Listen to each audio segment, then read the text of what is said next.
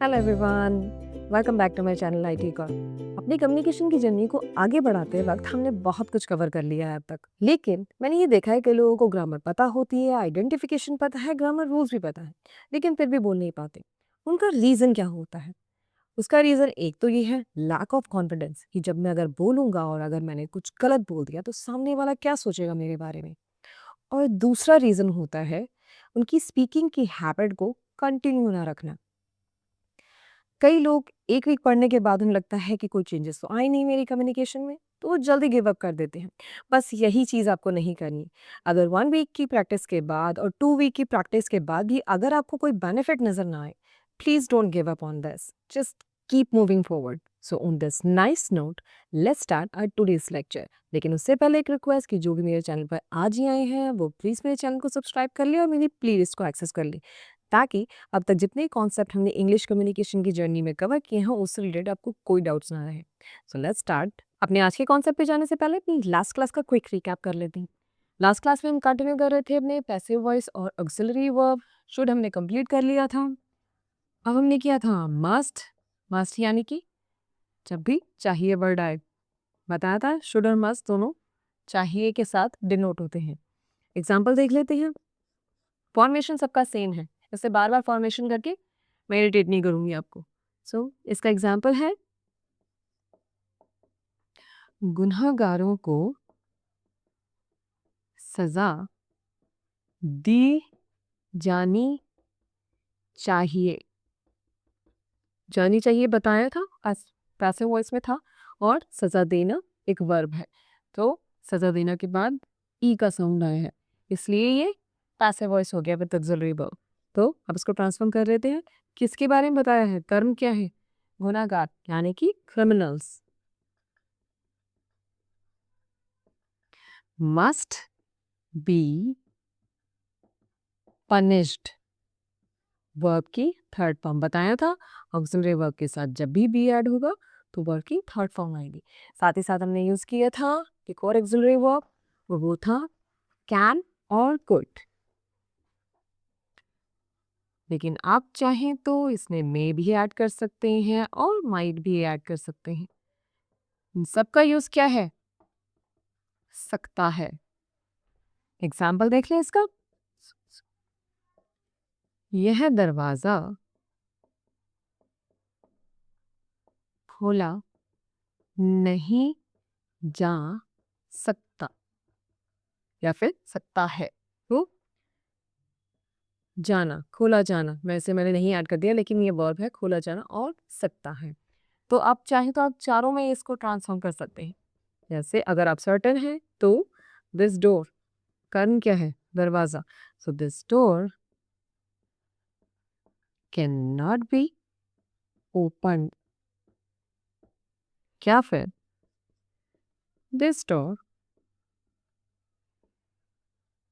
Could not be open. Same चीज may के साथ, this door may not be open, और this door might not be open. अब इन चारों सेंटेंसेस में जो चेंज है वो सिर्फ ये वर्ब है, अदरवाइज फॉर्मेशन बिल्कुल सेम है। कैन का यूज हम तब करते हैं जब सर्टेन हो, यानी कि दरवाजा या तो जाम होगा या फिर ताला लगा होगा, इसलिए आप दरवाजा ओपन नहीं कर सकते।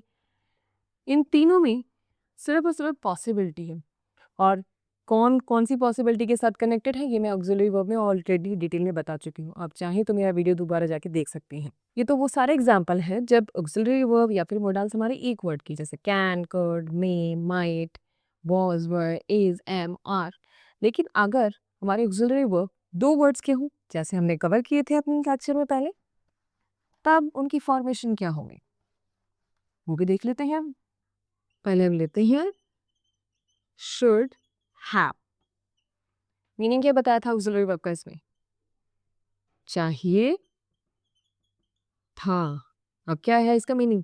चाहिए था। शुड का अकेला मीनिंग क्या है? सिर्फ चाहिए। लेकिन जब शुड हैव आता है तब क्या होता है? चाहिए था। उसका एग्जाम्पल देख लेते हैं।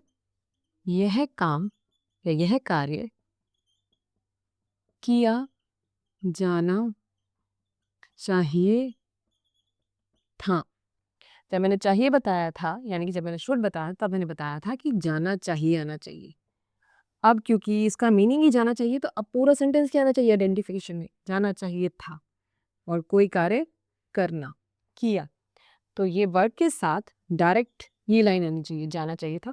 तब हम शुड हैव को पैसिव वॉइस में ट्रांसफॉर्म कर सकते हैं। This work should have been done. अब समझ में आया फॉर्मेशन आपको? फॉर्मेशन क्या होगी इसकी? पहले कर्म जिसके बारे में बात कर रहे हैं, यानी कि कार्य। उसके बाद क्या है? Should have plus been, compulsory है इसके साथ एड ऑन होना, प्लस वर्ब की थर्ड फॉर्म। यानी कि जब भी कोई सेंटेंस या कोई ऑक्सिलरी वर्ब जो दो वर्ड का है और हैव पे फिनिश हो रहा है, हैव पे स्पेसिफिकली फिनिश हो रहा है, तब उसके साथ हम बीन ऐड करेंगे। शुड हैव के अलावा और कौन से ऑक्सिलरी वर्ब हैं जो दो वर्ड के हैं और खत्म हैव से होते हैं?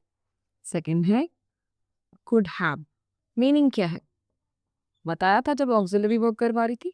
सकता था। सो जिन सेंटेंसेस में एंड में सकता था कि तुम वहां जा सकते थे, वो मेरे घर पे आ सकते थे, यानी कि जब भी सेंटेंस सकता था पे खत्म होता था तब हम कुड हैव का यूज करते थे। अब इसका एग्जाम्पल ले लेते हैं, फॉर्मेशन उसके बाद बताऊंगी। यह कार्य जल्दी किया जा सकता था। सकता था आ गया, यानी कि अब तो कुड हैव का ही यूज होगा। साथ में किया जाना वर्ब, यानी वर्ब के बिल्कुल बाद अगर सकता था का यूज हो जाए, यानी कि ये पैसिव वॉइस से रिलेट करता है। तो आप इसको ट्रांसफॉर्म कर लेते हैं। किसकी बात हो रही है? कार्य की। सो दिस वर्क, ये कर्म है। This work could have been done early। जब हम सिंगल वर्ड का करवा रहे थे, यानी कि जब मैंने कैन, could, may, should ये बताया था, तब उनके साथ क्या ऐड होता था? बी, और साथ में वर्ब की थर्ड फॉर्म। लेकिन जब दो वर्ड का हमारा ऑक्सिलरी वर्ब है और वो खत्म हैव से होता है, तब उसके साथ क्या ऐड होगा? यहाँ पे बीइंग कंपल्सरी ऐड होगा। तब इसकी फॉर्मेशन भी देख लेते हैं। क्या है? कर्म प्लस जो भी आएगा, कुड हैव यूज कर लेते हैं अभी, प्लस बीन प्लस वर्ब की थर्ड फॉर्म। सिंगल वर्ड के साथ बी आएगा, दो वर्ड के ऑक्सिलरी वर्ब जो हैव से खत्म होते हैं उनके साथ बीन आएगा। एक और सेंटेंस देख लेते हैं इसका। यह मैच जीता जा सकता था। सकता था आ गया, यानी कुड हैव का यूज तो कंपल्सरी है। अब ये पैसिव वॉइस है या नहीं ये डिसाइड करते हैं। जीता जाना या फिर जीतना, यानी कि वर्ब की बिल्कुल डायरेक्ट सकता था है। तो अब इसको पैसिव वॉइस में ट्रांसफॉर्म कर लेते हैं। ये मैच जीता जा सकता था। This match could have been won। बताया था could have, इसके बाद क्या आएगा? कंपल्सरी been और वर्ब की थर्ड फॉर्म। वैसे ही दो और ऑक्सिलरी वर्ब है जिसमें एंड में हैव आता है, उनको भी कवर कर लेते हैं। पहला है may have और सेकंड है might have। दोनों का मीनिंग ऑक्सिलरी वर्ब में क्या था? कोई कार्य जो किया गया होगा। जब भी वर्ड में किया गया होगा आ जाता है हिंदी के सेंटेंसेस में, तब हम may have और might have, यानी कि आप पॉसिबिलिटी बताकर कोई कार्य हो गया होगा ये बताने की कोशिश कर रहे हैं। इसका एग्जाम्पल देख लेते हैं। चाबियां गाड़ी में छूट गई होंगी।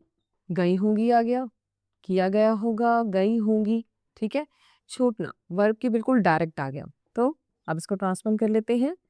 किसके बारे में बात कर रही हैं? चाबियों के बारे में। So the keys may have been left in the car. या फिर आप चाहें तो, क्योंकि दोनों का मीनिंग सेम है, आप माइट हैव से भी इस सेंटेंस को बता सकते हैं।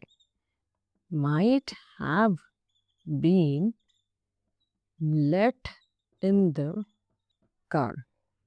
मे हैव और माइट हैव, साथ में बीन और छूटना वर्ब की third form. Leave first form है और लेफ्ट उसकी सेकंड और थर्ड फॉर्म सेम है। एक और एग्जांपल से मे हैव और माइट हैव का कॉन्सेप्ट क्लियर करते हैं।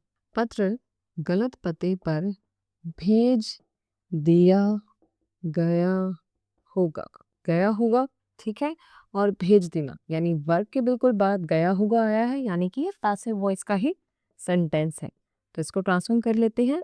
द लेटर, पहले मे हैव से करते हैं।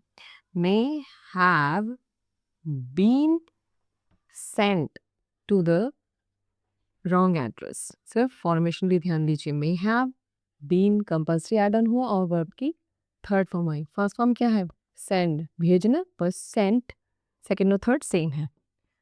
अब माइट हैव से बना लेते हैं। The letter might have been sent to the wrong address. I hope इसके बाद आज के कॉन्सेप्ट में आपको कोई दिक्कत नहीं आएगी। अब जाने से पहले अपना वोकैबुलरी ऑफ द डे कर लेते हैं। आज का वोकैबुलरी ऑफ द डे है कंसाइज। इंग्लिश में इसका मीनिंग है giving a lot of information in small words या in short words, कुछ भी लिख सकते हैं आप। और हिंदी में इसका मीनिंग है स्पष्ट और छोटा या फिर संक्षिप्त।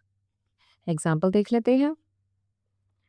कृपया इंटरव्यू के समय अपने उत्तर संक्षिप्त रखना। Please keep your answer concised during the interview. Concise. आज का चैप्टर यहीं पर आप करते हैं। Till the time, keep learning, keep speaking. Don't forget to like, share, and subscribe. And we will see you in our next video. Till the time, bye bye.